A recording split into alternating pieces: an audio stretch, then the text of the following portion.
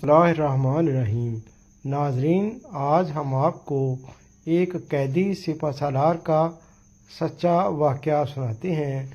वाक़या कुछ यूँ है कि ईरान का मशहूर सिपह सालार हरमज़ान जब कैदी बना तो हज़रत उमर फ़ारूक रज़ी अल्लाह ताला अन्हु के पास लाया गया।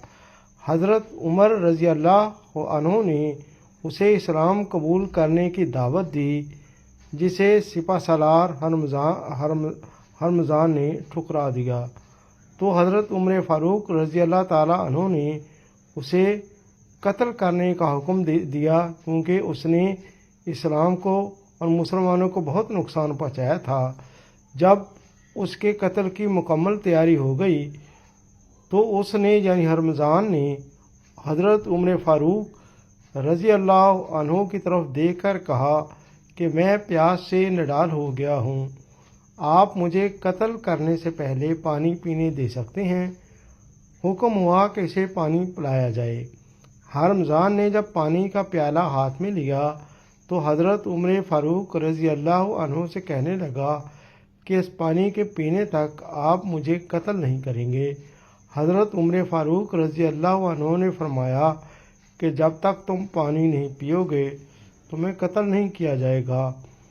हरमज़ान ने पानी को फ़ौरन गिराकर ज़ाया कर दिया और कहा, अमीरुल मोमिनीन, देखिए आपने वादा किया है, इसे पूरा कीजिए। हज़रत उमर फ़ारूक रज़ी अल्लाह अन्हु ने कहा कि हम तुम्हें कत्ल करने से रुक जाते हैं और तुम्हारे बारे में गौर व फिक्र करेंगे। फिर जल्लाद को हुक्म दिया गया कि तलवार उठा लो। जल्लाद का तलवार हटते ही हरमज़ान ने अशहदु अल्ला इलाहा इल्लल्लाह व अशहदु अन्ना मुहम्मद रसूलुल्लाह पढ़कर इस्लाम कबूल कर लिया।